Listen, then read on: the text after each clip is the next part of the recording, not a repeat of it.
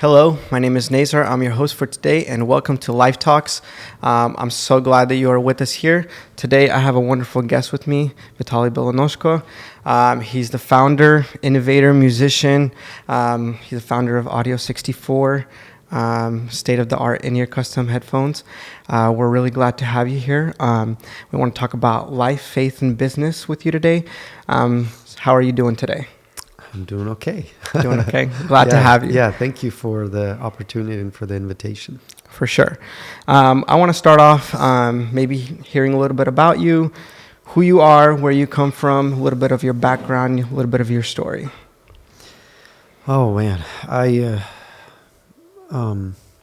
sometimes I don't know where to start, but let's just start with I immigrated into United States when I was a boy, 10 years old. Mm-hmm. I come from a big family, 12 children. Wow. We moved, we had 8 children already, and then my parents had 4 more. I remember getting into music, I should say getting into American music at maybe like 13. So we moved, I was 10. A couple years into it, I discovered that you can listen to the radio. And there's like an endless supply of music. And so I would listen, but not only would I listen to music, I remember being very curious about how music is made, you know, how sound is reproduced. And, you know, at that age, I mean, no one told me to like be interested in it, just kind of like a natural inclination. So I would, I remember like buying little cheap karaoke systems like for kids, you know, at a Goodwill, and taking them apart and trying to make them sound better. Because I would go to church and I'd see they have big speakers and like these mixer boards. So long story short, it just I just had this fascination with sound, with music, with audio, electronics from an early age, I guess my teens. And then, you know, one little step at a time, I got to kind of work with the gear. And at church, when I was about maybe 17, this guy let me touch the soundboard, and I remember that was a big deal. Oh yeah. And so and then, you know, I got to work a few years later, probably early 2000s. I got to work with this you know, people know him, Sergei Briksa, this Christian singer, musician. So that gave me another kind of step up. And I got to work as a sound engineer. Then I recorded albums with him in the studio. That was an amazing experience because I've always wanted to work in a studio. So just my whole life, ever since about 15, 16, has been like centered around music and sound and electronics, electronic instruments and stuff like that. So that's kind of my life story. Then I got married in 2008, that's a whole story in itself, how I found my wife. Well, I but read, it was also through music. I read in an interview that you met her recording, so maybe you can give us a little snippet of that. Yeah, so the snippet is this. So I come to this little church, and I see that there's a new girl that came up with a guitar, and she was my sister's friend. And so I'm like, well, she looks good, she sings good. Let's you know, I got to start talking to her. And I had this idea for a song that she sang that day. It just, I don't know, the Lord gave me like a vision how to record it, not how to record it, but how to arrange it, let's say. And so so I approach her and I say, hey, do you want to record this song free of charge, you know? And she's like, okay, sure. And so I got her into the studio, and that's where we kind of started to get to know each other. And I realized I really like her, and the next challenge was, how do I get her to like me? So pretty much it was a divine arrangement, right?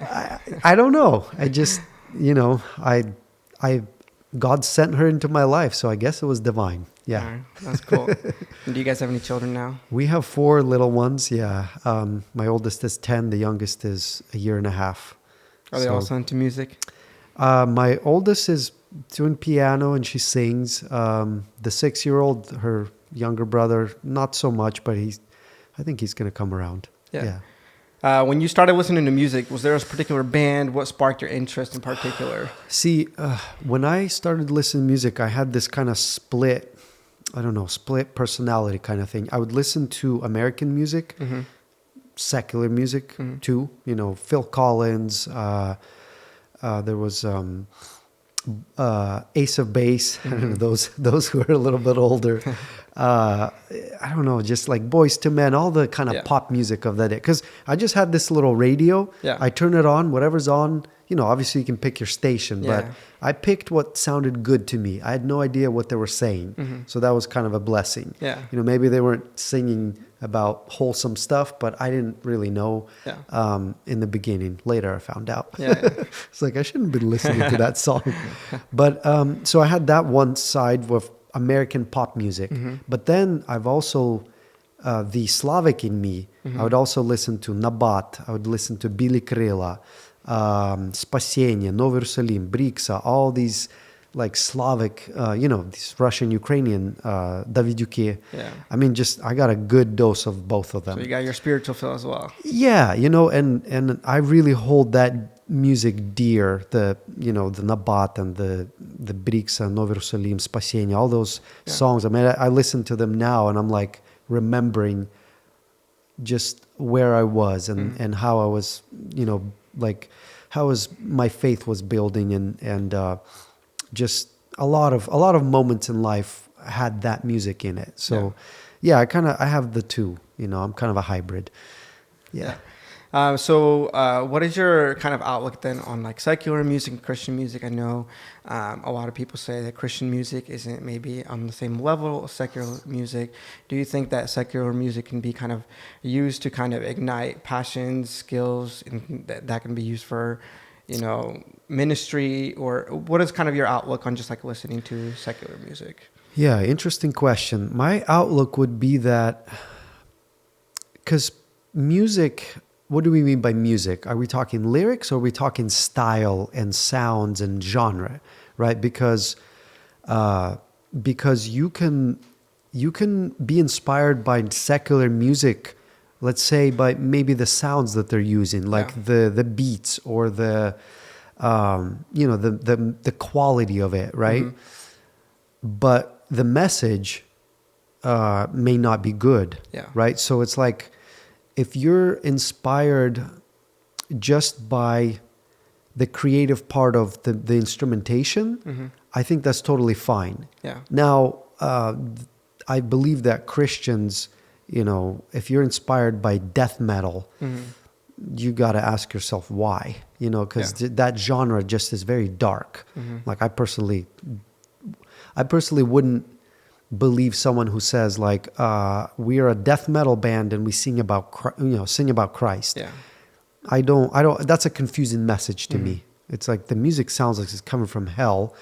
You're singing about Christ. How is that supposed to like evangelize somebody? That's my understanding. Maybe somebody can, you know, say they have a different point of view, but, so I think it's okay. And again, God created music. The secular people didn't create music in itself. So, you know, I listen to sometimes secular music just to understand how to better mix Christian music, you know, because they have the $1 million budgets, which we don't have. They have the gear. We don't have it. So my thing is, if you like it for the message, that's a problem. But then again, I'm not saying Christians should listen to music with profanity in it, because that will defile us, you know, that does something to our soul. So definitely filter what you're listening to. But if it's, you know, if it doesn't defile you, if it doesn't, you know, sort of lead you astray, if it doesn't bring you, you know, these non-Christian values, then I think you can listen to it and learn from it. But again, if we're Christians, we should be producing and making Christian music.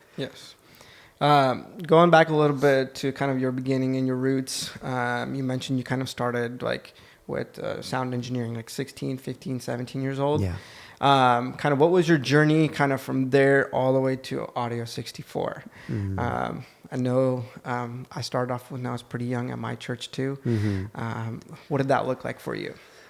Well, I think there's a saying, you know, Rome wasn't built in a day. And so I have people come into kind of my shop, these days and they're like, wow. And I'm like, yeah, this took 14 years. Yeah, yeah. You know, it's like you lay a brick one brick at a time. So the journey was this. I have immense passion for sound and music. You know, they go together. Yeah. So not all sound is music, but all music is sound. Yeah. And no one had to tell me to do it. No one had to, you know, like even nudge me. It was just something that was inside of me. And I used every single opportunity that I could use to learn. You know, it's watching YouTube videos, watching other people work, picking their brains, kind of. The big one is experimentation. Yeah. You know, you could watch a lot of YouTube videos, but unless you start trying all these concepts, you won't learn a whole lot, you know.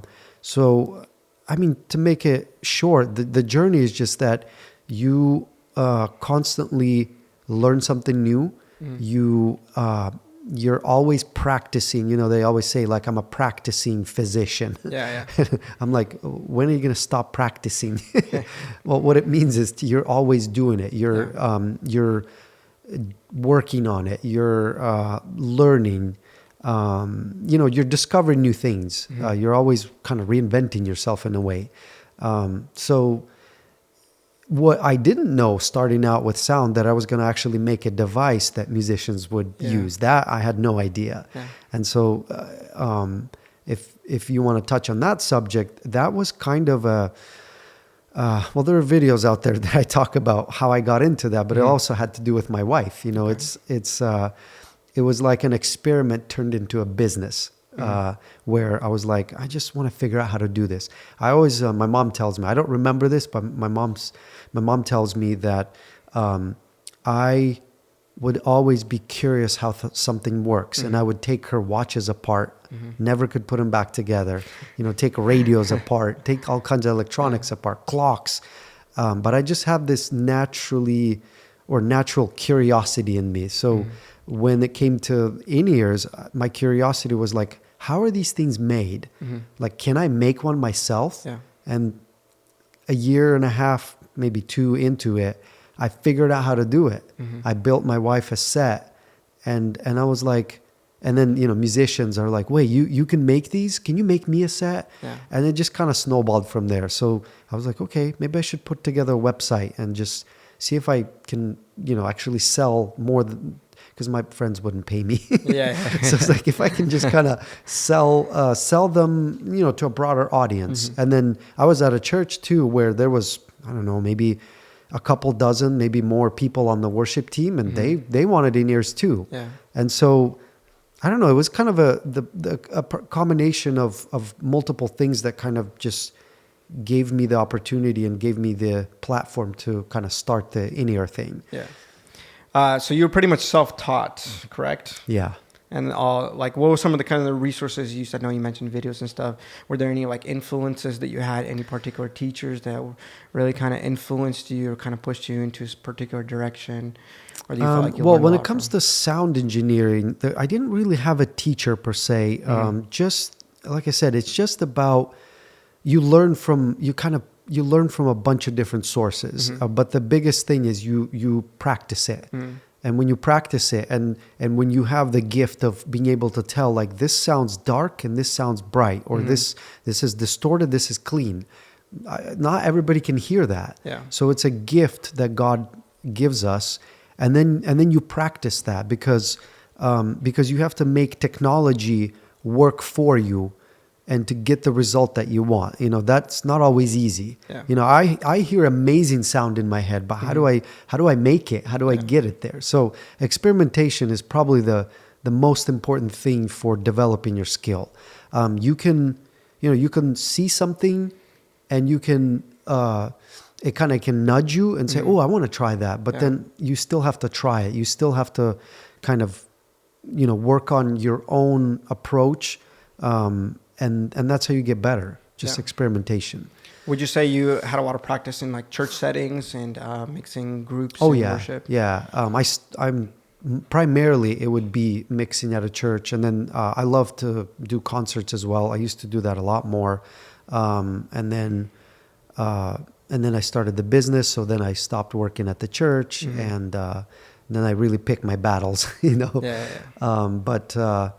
But yeah, I think a church is a great platform because you're, first of all, you know, you're doing it for the Lord. If you make a mistake, you know, nobody's going to fire you.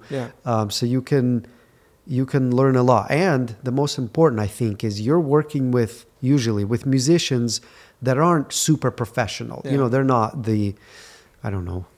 So there's a lot of tuning to do. Yeah, they're not the Michael W. Smiths of the world, right? So what that forces you to do is to make the best of what you're given. I guess it makes you work harder in a way because I mean I've worked with bands that are like really good, and it's just, there's a saying, they mix themselves. You know, you don't have to do a ton because the information that's coming at you is just already really good. So a church is a good kind of boot camp of really practicing, you know, making it sound the best that it can. I'm a sound guy as well at my church, and one of the things, there's a saying that if everything sounds good, you'll never receive a compliment. That's the best compliment you can get. But if something goes wrong, then you'll hear about it. So one of my questions for you is, how do you receive criticism? How do you work with criticism, and kind of and how do you kind of push past that and continue to serve in like a church setting, a Christian setting like that? When I was young, criticism was, I looked at it as kind of an attack on me, sort of someone, you know, telling you how to do your job or something like that. And so, I never would be rude to anybody. I would never be like, you know, get away, you don't know what you're talking about. I'm just not like that by nature. But inside, it would be kind of like, why are you telling me how to do this? Do you know? But the older I get, the more I realize that, you know, especially at church, if you're serving, even if someone's completely off base, they don't know what they're talking about. Your job is to listen, is to say, okay, like I'll consider that, you know, and if they're completely off, then you just you go on doing your thing. You know, you don't tell them that you don't know what you're talking about or whatever, because that doesn't produce any, you know, it'll only create friction. It'll only make people think that you're really proud or you know, you're too, I don't know, you're too into yourself. You know, you don't know how to accept criticism. But I would say you can learn a lot from criticism. You know, it's kind of, maybe what they're saying isn't exactly it, but if someone says, I couldn't hear the words, you know, if someone says like, I don't know, the guitar was too loud. Well, most likely they're not making that up. You know, they tried to hear the message and they couldn't. So you need to say like, what do I need to do to make that better? Like you said, if everything was good, no one gives you compliments, right? So that means it was good. And as long as the message is clear, you know, you've done your job. And it obviously sounded good and musical, but, you know, oftentimes engineers get too engrossed into drums, guitars, bass, but they miss the most important thing, which is the vocal, right? So that's one of the things I learned, is the vocal is the money channel. You have to make that the best it can be, and then kind of build everything around it. Exactly. So I'm good with criticism. Okay. So going back a little bit to Audio 64, building up your business. So you're starting off in your home, correct? You built your first pair of headphones for your wife. What happens next? How did that go into a full-blown industry leading in your monitor system? What are some challenges that you faced along the way with that? Well, I faced a lot of challenges, but the first one was when I started in our apartment, and so I took up one bedroom to set everything up, and then that got filled up and I spilled over into the kitchen, and we had a laser machine in our living room. And my wife's like, okay, maybe it's time to move out, you know, take this into a proper, like, I don't know, like a little suite or office or whatever. And so I was like, okay, I don't know if this is going to work, and I can't remember exactly what the rent was, but it was like maybe $200-300 a month. And I was like, okay, I don't know if I can pay this, but I'm going to move out. And so that was the first little step of faith that I took. Yeah. And then like 3 months later, the owner of the complex, so this gym, I guess it was a gymnastics academy, is like, you guys have to move out because they're making us upgrade the sprinkler system. We don't want to do that. We want to sell the building. So they kick us out. We go into this much bigger place, which is also a leap of faith. I'm like, how are we going to pay for this? And so it was just always these leaps. But what happened on the business side is that, when you do something that is good, people will kind of be gravitated to it. Like we had zero marketing, budgets. We had no marketing budget. It was all kind of grassroots. So it grew organically. That's the best way I can describe it. It just grew by word of mouth.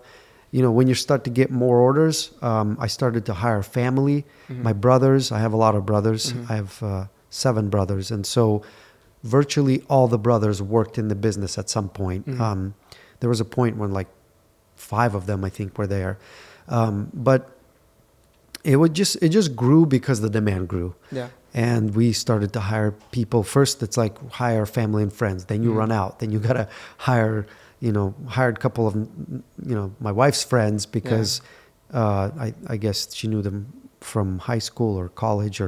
And so you kind of start to expand in your circles and you look for people. But at the end of the day, it was just meeting demand. The orders keep coming in. We started raise the price a little bit. That didn't stop the orders, and it just kept going and going and going. So what did you start off with selling your first pair of headphones? How much did you sell your first pair of headphones for? I remember when I think 64 Audio really started was, and back then it was called 1964 Ears, is when I got this order from Sacramento. It was 10 sets from a church, because I had a friend there in Sacramento that, pitched it to the church and said, hey, a friend of mine is building these. He started up his company. They're cheap. Yeah. You guys should order. So there was I remember getting $3,000 in my PayPal account. Oh, wow. And I was like, this is nice. I'm like, okay, but I have to buy all these materials. And so that 3,000 was gone. But I was like, okay, now in my mind, that's when the business started. I got that first order. I was like, just this tremendous responsibility of like, okay, these aren't my friends. Yeah. This is a church. I need to treat it as a real order. I can't tell them, can you wait for 2 more weeks? And it's like, no, they gave me money. They're expecting their product. And so that's when I think it kicked off is that order of 10. And then, it just kind of kept going from there. What's behind the name Audio 64? Well, so like I mentioned, 1964 Ears was the original name for the first 5 years or so of the business. And the 1964 is for the year 1964. It was an iconic year in pop music here in the States. So I didn't know too much about it because I didn't know whether the business was going to be successful. So I didn't put too much thought into the name. Yeah. But my brother Roman, he loved something about 1964. He was like, it's vintage. It sounds vintage. It sounds musical. So he was like, just call it 1964 Ears. And I'm like, okay, sure. This isn't like, I didn't know if it was going to be anything. I'm just like, let's try it. Let's see where it goes. So I first, used that name. And then in 2015, because I started in 2010, in 2015, even though some people think we changed the name because we got sued by a competitor of ours, we just changed the name because we're like, it's hard to say. It's in Russian. It's like, it was like, just people. And then in Chinese, it was different. So we're like, people want us to change the name. And so we chopped the 19 and just kept the 64. And then we said, well, we're planning on doing products that are, we had plans to do like little Bluetooth speakers and like a body pack for in-ear monitors, like a personal amplifier. So we're like, let's go with audio. We're really an audio company. And so we changed it to 64 Audio. So that's where we just kept the heritage of 64. for the year. Cool. One question that I had when I was listening to you was you worked a lot with your family. How's that working with your family? I know that can be challenging at times. How was that working for you with your family? I mean, it was good in the beginning because we were just, we were kind of like, this is cool. This is, it's evolving, it's growing. My brothers had a band and they were making no money. And so when I started the business, they waited a little bit to see what was going to happen. But then when it started to turn up, the business didn't turn a profit, but I had enough money to pay people. And so they kind of slowly came on board and they were actually making a salary and they didn't have to be in debt, paying off credit cards because when they were touring, like the van would break down, that's like a $5,000 expense. So yeah, they made $5,000 by playing maybe 3 different concerts, but then you have to just, spend it on this van repair. So they were broke. I mean, it was tough trying to make a living. So, my company gave them the chance to make some money and have stability. So it was good at first. But then, as we, tasted more success, then kind of the difficulty started of like, okay, who's calling the shots? Who's more important? How much money is each person making? And, so that's where I think, depending on how the family dynamics work, because I've seen businesses be very successful with families. Yeah. Not too often, but you do see that. But when you get certain personalities, and my brothers are all very ambitious, they're all very talented. They're musicians, they're, kind of inventors, entrepreneurs. And so we ran into friction when things started to really take off. And so then we had to figure out how to deal with that. And honestly, not to say that I dealt with it perfectly, but I learned that certain people, like certain brothers of mine, we just can't coexist in the same business because they're very ambitious. They have ideas. They're very capable. And so we had to part ways. At this moment, I have my dad, my 2 brothers, and myself from our family. Yeah.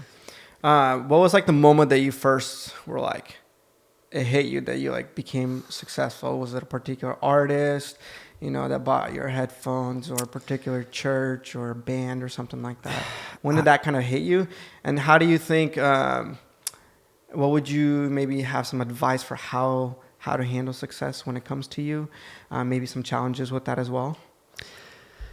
Yeah. Okay. So when did I feel successful? I don't know if there was a moment that I felt successful because with kind of, I'm going to use quote unquote success, come challenges, problems, like you just, this is like there's a saying, this is my first rodeo. I don't know how to run a business with 40, 50, 60 people in it. Yeah. So I was learning on the fly. And so that's why I don't know when I felt like it was successful, because I felt like I was always behind. I was always trying to put out fires, just kind of catch up to what I needed to know, learn how to manage this monster that's growing, So, I mean, the only way I could describe it, yes, there were moments of where I felt like, wow, like I can do things that I couldn't do before. I could just like go out and buy a new car. Yeah. By new, I don't mean from the dealer. I still don't do Slavics that. never buy from the dealer. Never auction. Never pay retail. But I just remember like we wanted this or something. It's like, wow, we don't have to think about, taking out loans or whatever. We could just do it. And so that's what was hitting me, is that, wow, like my life just drastically changed. I come from a big family, as I said.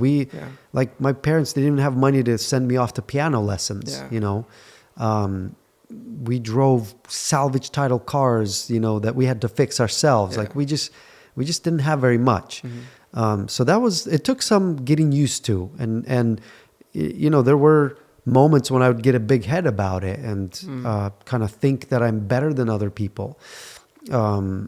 But then the Lord would use different situations to really humble me and to say, like, you can't solve all your problems with money. Yeah. You need to learn how to trust me. You need to learn how to use what I've given you for my glory, and to use it in a way that would bless people. And I'm still learning how to do that, but at some point I had to kind of learn it the hard way. Yeah. And so my advice to how to deal with success is, don't think that you're successful. Just look at it as God giving you more responsibility, because with more success comes responsibility.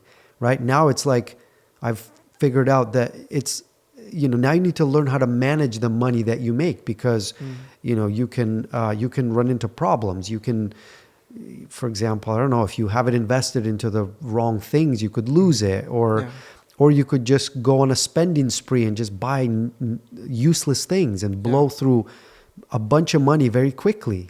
So it's, I don't know.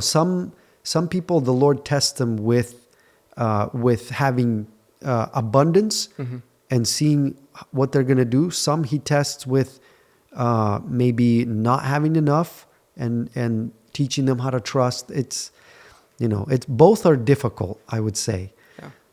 How would you say you incorporate, like, your faith and your beliefs into your business, into your company, maybe the way that you interact with people?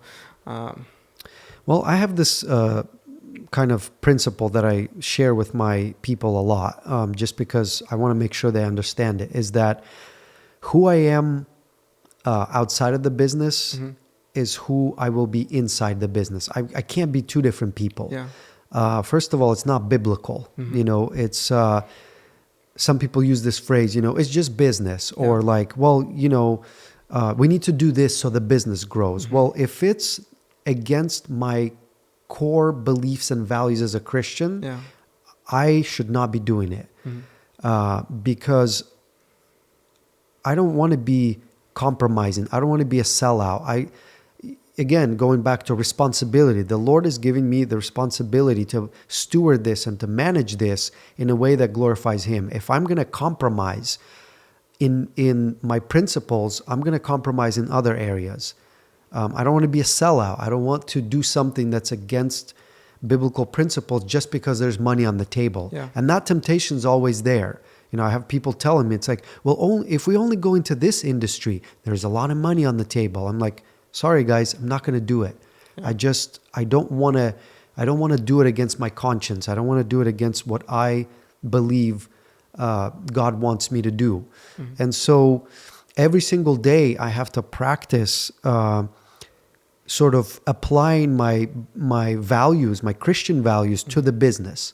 That's how I treat people. It's what I do. It's how we market our product. It's who we support, because for example, there are artists that I clearly will not support, as in like give them free product and say like, oh yeah, we're with you. We're going to support your tour. Yeah. We're going to endorse you in any way, because I'm very much against what they stand for. There are artists, we will sell them the product if they buy it, but we don't support them as I do. As I was just at a church doing impressions, and we're going to give them a discount because we want to help their ministry. So that comes from my Christian beliefs, that I am not to be one with the world. There needs to be that clear separation. So in my business, it's that temptation to kind of, rub shoulders with famous people and all. It's always there. But praise God, like, I've decided for myself that, like, I'm not going to go there, even if it means that we'll, sell less product. Yeah. So it comes from a decision from the heart. Exactly. I will not, and then you make that clear distinction. Yeah, because if you open that door, when are you going to close it? Where do you, I just for myself, I'm not trying to judge anyone. Just for myself, I know that I will not be it will lead me astray. It's a, you know, it's like if you're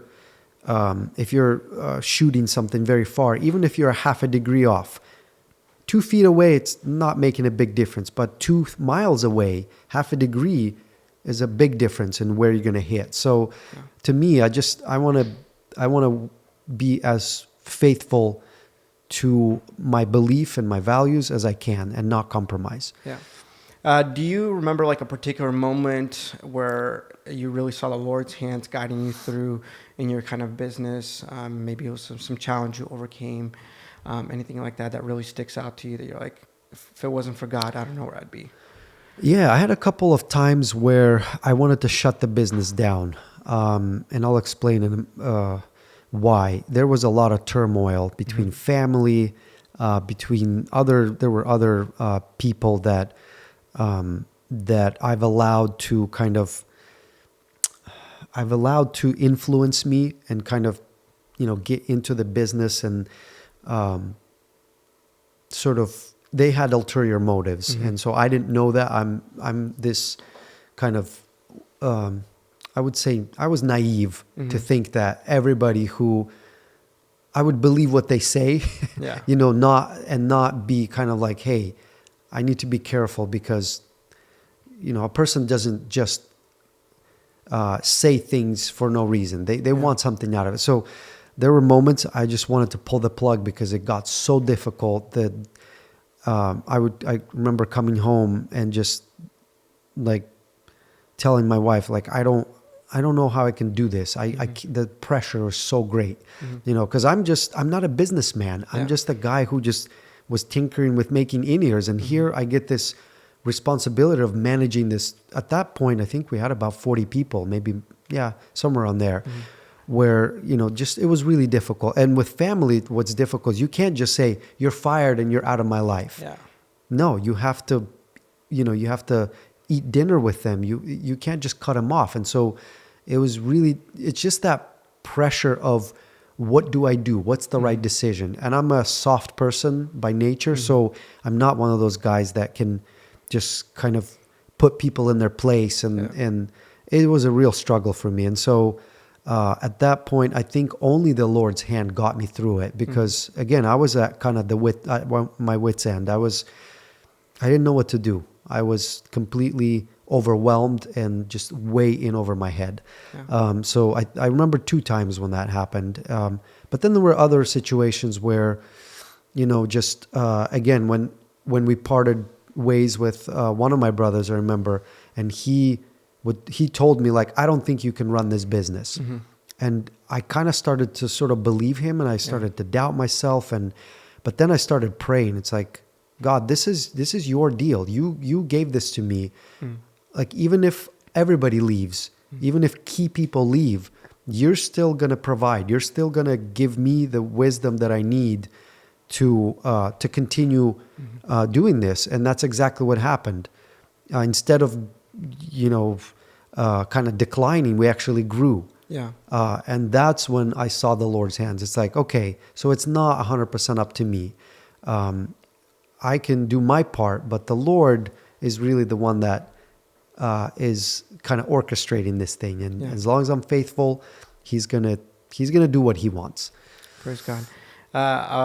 One of the questions that I was thinking of, you know, when you're involved in your career and your business, you tend to spend a lot of time in that. You're trying to make it grow. But then you have other stuff like your family and ministries. How do you balance all those things in your life? How do you find the balance with all of that? Any tips, any tricks, any advice, any lessons that you learned along the way? Well, I learned a lot of lessons, but speaking of balance, I don't think I've ever had the balance that I should have had. And my wife is smiling at me right now because advice, I don't know if I can give advice other than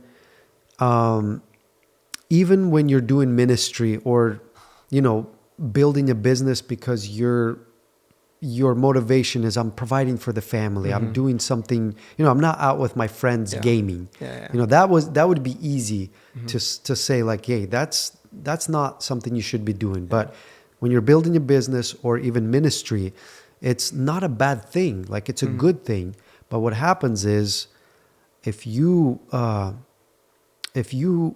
get consumed by it, and other areas of your life start to suffer, especially relationships with your wife, your children, it's not good, you know. And at that point, it becomes one of these things where you have to die to yourself, to your ambitions, to literally just, you know, acknowledge that you need help to, you know, to be able to have somewhat of a balance. There were moments where I would, it would be way off kilter. It would be so disbalanced. I mean, some of the seasons are when I was working on this Christmas tour from DoubleJoy that we've done 3 years in a row now. That is a horrible time for my family because they've seen me very little. For like 2-3 months, I'm just all in. I'm just consumed by it. And I understand that's, you know, that's a sacrifice that they're making, but that's a kind of a mismanagement on my part, you know, and I'm still learning how to do that. You know, full disclosure, I don't know if I can give people advice because I'm still trying to figure it out. I think it's a little better now, but it's still something that I'm very inclined to do. It's just to kind of, you know, go into what my passion is. And my natural passion is just, you know, creative stuff. And lately it hasn't even been 64. It's been more on DoubleJoy music. It's doing these projects and setting up a video studio and, you know, rehearsals and the tours and all that stuff. So it's mostly been, like I said, it's ministry. It's like a good thing. Yeah. But yeah. Can you touch a little bit more on some of the ministries that you mentioned, like DoubleJoy and other creative aspects that you were talking about? What is DoubleJoy? What do you do? Tell us a little bit. Well, at some point I realized that, you know, the business is successful for a reason, meaning like all these the resources that the business can generate, you know, financially, obviously, and some connection stuff too, but mostly financially. I realized that that there's a bigger purpose to it. It's not just for, you know, for me to buy a house or to me to buy a car or other things. I've always had the desire to really cultivate like music ministry and do, you know, record music and do concerts and all this. So when the funds became available to do that, and when I felt like the turmoil was over, because it, you know, it really calmed down probably around 2019, 2020. So which is about when I started the DoubleJoy music in 21. So when I kind of had that out of the way, I started to really think about like launching this ministry and doing what I've always really wanted to do.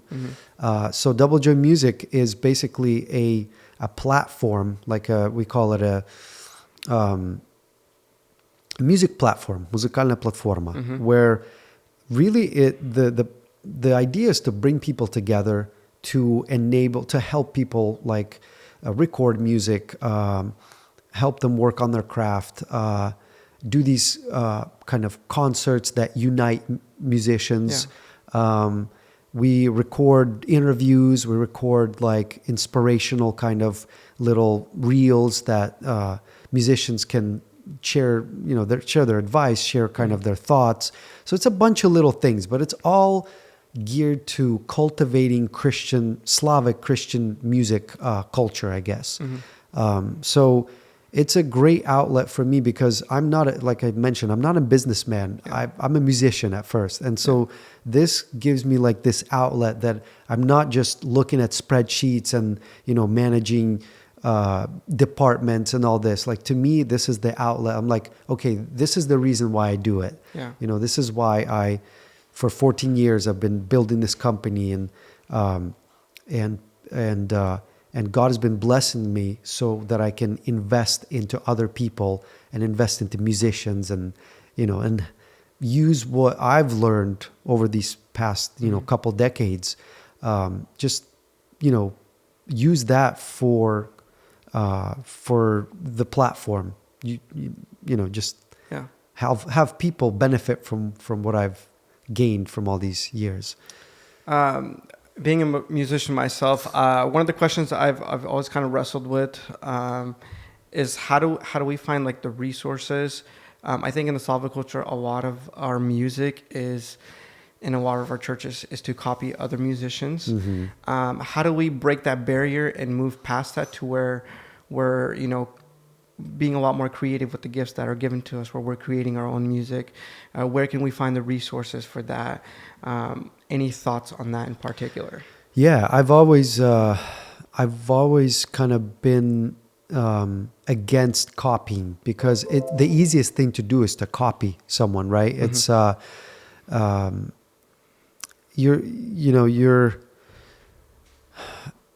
you're sort of I guess originality takes work. Yeah. It takes digging for. It takes like being consistent in it, Mm-hmm. and being persistent, not giving up, not letting go, not just giving up when your first one didn't turn out. Yeah. Like it's my first in-ear didn't look very good. It was clumsy, it was kind of cloudy, it wasn't what it is today, right? Yeah. So I think the most satisfaction that you'll get out of music is if you pursue something that's your own. Mm-hmm. If you don't just kind of go, let's do that Hillsong thing, let's do that whatever Bethel thing. That's already been done. Mm-hmm. Kind of they did it. It belongs to them in a way. Yeah. I'm a big fan of doing something unique, if not unique in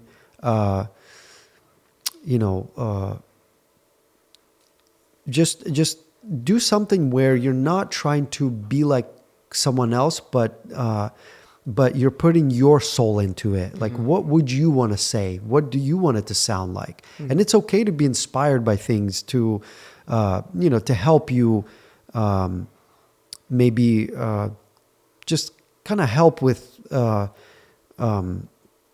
being relevant. Kind of like if you do polka today, it's not going to go over well. If you do other styles, it's just people are used to a certain style. They want it to sound fresh and modern. So kind of like going back to sound engineering, experimentation. I think if you look at anyone who we aspire to, they have hundreds and hundreds of songs that are not hit songs. No one will ever hear them because they never made the cut. Yeah. Because they're constantly, it's like a factory. You constantly turn them out. You constantly dig for something. And then you do enough of that, you will strike gold once in a while. But just trying something and giving up so easily because it didn't turn out, I think that's kind of the biggest problem with musicians, is that they're not consistent enough. They're not giving it enough time. They're not putting in the hard work. They want instant results. Instant fame, right? Yeah, instant, million views on your video or whatever. But it doesn't work that way. Yeah. What advice would you give to like young Christians, or they don't even have to be young, but like who are trying to pursue a particular passion, particular music, business? What would you advise them, having gone through the whole entire process, going kind of where you are from where you started? What's some advice you would give? Well, I guess it's going back to what I was just talking about. Is the advice is be persistent in whatever you or consistent in whatever you choose to do. Now, you have to ask yourself: is this my passion? Is this something that that I'm going to do because I love it? Because this is what kind of this is what inspires me. This is what I don't have to look at it as work, right? So first of all, kind of like pick your passion. Figure out where your passion is. Yeah. I have too many passions. That's my problem. So my wife is always like, "Don't get another hobby." You know, I know that's gonna steal you. Yeah. More time is gonna be given to it. So, like, just stick with what you got. Don't get new hobbies. Yeah. But ask yourself why you're doing it, right? Because we all want to be known for something. We all want to be successful, right? We all want to enjoy the fruits of our labor. But the question is, why are you doing it? What are you trying to get out of it? And if your motives are and your kind of your reasons for doing it are because again you see how you can use this for God's glory, then I think you won't be so easily discouraged if it doesn't work out from the first time, or you're not getting the results you wanted, but you understand that you're not doing it just for the result. Any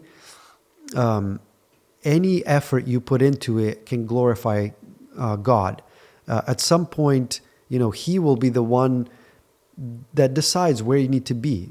I still kind of keep telling myself that I never wanted like a company of this size.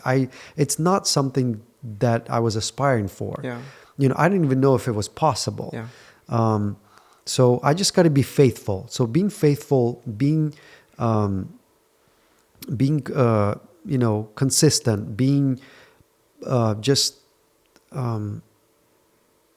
just sticking to it and not expecting instant results, not expecting that people will see even your work immediately. Yeah. It's just you have to have a lot of humility. Yeah. And just be doing it for the right reasons, I guess is kind of the foundation. Yeah. I think I really agree with what you said there. One of my biggest things is when I get into a hobby, I really, really get into it, and then like it lasts for a short period of time, and then I'm on to the next thing. I'm always finding these new hobbies, and my wife gets really annoyed. She's like, "Hey, can you just stick to one thing?" So I think that consistency and kind of understanding why you're doing what you're doing is super, super important. Yeah. We're gonna be wrapping up here soon, but I had one more question for you, and how would you advise or give some practical steps to integrate like your faith, maybe your beliefs into like a career, a business, your passion right from the start, so that when you grow into whatever it's going to grow into, that's already a foundation that you have laid? Well, how do you integrate it? I think it should be from day one. It should be there. So as I was saying before, don't compromise. First of all, don't pick a career where your faith is going to be a problem, right? I mean, some people, I know some friends of mine, they go into Hollywood and they kind of work on these big projects, and I don't know how they do it. I don't know how they kind of stay true to their beliefs, because if you're shooting, for example, a scene that has nudity in it, are they going to say, I'm not going to shoot that scene? No. Then maybe they won't get the work. You know what I mean? Yeah. I mean, I don't know exactly how it works, but to me, I wouldn't recommend people to get into Hollywood as Christians to make a career there. I think you're going to have to compromise a lot of different things. So I would say, choose your hobbies that can turn into a career, or choose your career that doesn't conflict with your beliefs. And then, even then, you can be applying your beliefs to how you do things. Integrity, being always being like transparent, be very, I guess, genuine with people. Yeah. Never try to like mislead them and manipulate them. Again, it comes from your character that you first have to have, But again, I guess the biggest thing is go into an area where you can actually practice your beliefs, where it won't be problematic for you. But I think our faith and our values, our Christian values, should be integrated into anything we do. Yeah. You know, it's in our DNA, right? It's like I was saying earlier. You're not two different people. You're one person that people can look at and say, like, he's a Christian in business, at home, at church. He's the same way. Yeah. He's not trying to be different people. Yeah. So hopefully that helps. Yeah, that does. I think it was wonderful listening to you. A lot of insight, a lot of stuff that I was able to take away from myself. For all of you guys that are watching, Audio 64, Vitaliy Belonozhko, you guys can find him on the website. Before we end off, wanted to ask you just some rapid fire questions. All right, First thing that comes to your mind, favorite band? Oh my goodness, I don't know. Favorite band at this moment. Does